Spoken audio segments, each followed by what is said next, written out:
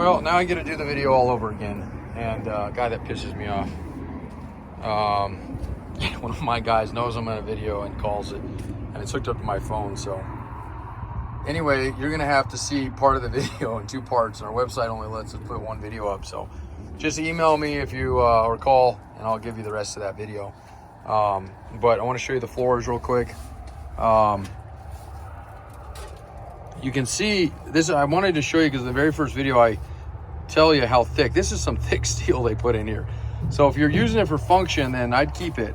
If you're using it for restoration, I'd probably take that out and re-put it up. Here's the man of the hour walking up to me now, so he's about to get an earful. Anyway, so floors are pretty nice. Let's get it. Go ahead and push it on down. Let's see if I can do it again. I did it pretty gracefully yesterday without having to take the brunt of the weight on.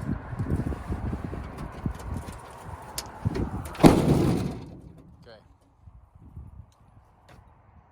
You know you messed my video up. I'm so sorry. You called right in the middle of it after 7 minutes. I'm like, oh. So I apologize. I'll make sure not to do that again. That's all right. Kira's done it a few times. I'm like, well, no, it's all right. I have to redo it. It is what it is. If you see me video and don't call me. All right, so a little bit of leveling here. They did that out of the factory for a lot of times when they get a little waviness, although this looks like maybe just thick paint. And cowls in nice and clean shape. Floors are actually pretty good, except for those two, which have been patched, just thick metal. Back of the tunnel's nice and clean.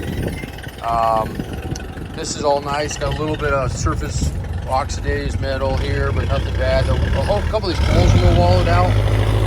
Looks like on the side there's a little bit of tear there. And the back floor is pretty good. There's a little bit of a wave right here that kind of raised up, and it could have been when somebody picked it up, or it's hard to say. But for the most part, this tub it almost looks worse than it is because there's freaking fluorescent yellow crap on it. So that's why I almost positive. I mean, in some ways it's nice because you get a, sandblasted tub. And if you're wondering why it didn't, if they sandblasted it, why it didn't get through all this paint, it's a good question. There's a couple things that could have happened with that. You don't want to use a real rough medium as far as what material you're using when you're sandblasting tubs, because it warps them so bad. So my guess is that there's a couple of things they may have done. They may have painted it. This could be a primer. They just lathered it up pretty thick, and this was after it. That's a possibility. But I would almost bet with some of the other stuff I've seen that they probably used a real soft material, which was good, but not really.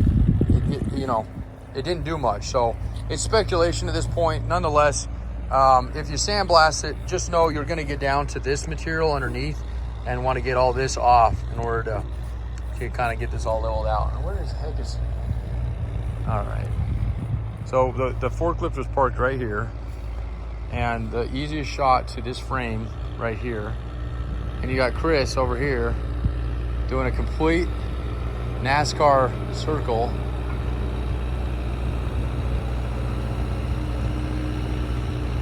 Where is he going? Maybe he's doing something else right now. I have no idea what he's doing. Oh my goodness, 18 years and you think I'd be used to it. I love the guy to pieces, but man, these knuckleheads sometimes. He's gonna prove me wrong here in a minute by doing something that we need done, I hope. Or he drove his forklift all the way over there to grab a wrench. Okay, I gotta go, guys.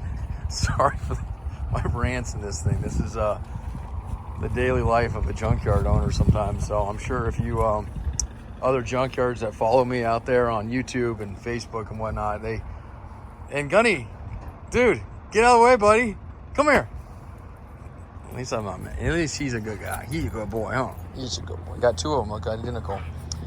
All right, so everything else pretty dang nice. So we're gonna give it a B grade, put you right in the middle on it. That'll give you a little better pricing on it for the little bit of work that needs to be done. If you pee on that thing, you're gonna get in trouble. Get it, go. I think the sun must be radiating off it or something. Anyway, 303-666-9020, partsbreakers.com. Should we all wait and see what Chris is up to on that forklift? Besides putting his pup up there, which is not a good idea.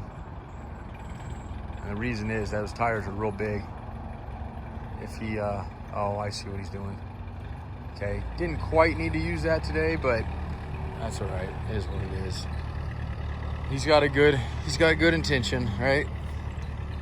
He's got our axle boom. We're about to do all these axles, but the idea was there's so many of them, we're not going to do them individually. It just takes too long, so that's not going to be a good tool for what we're about to do, but that's okay.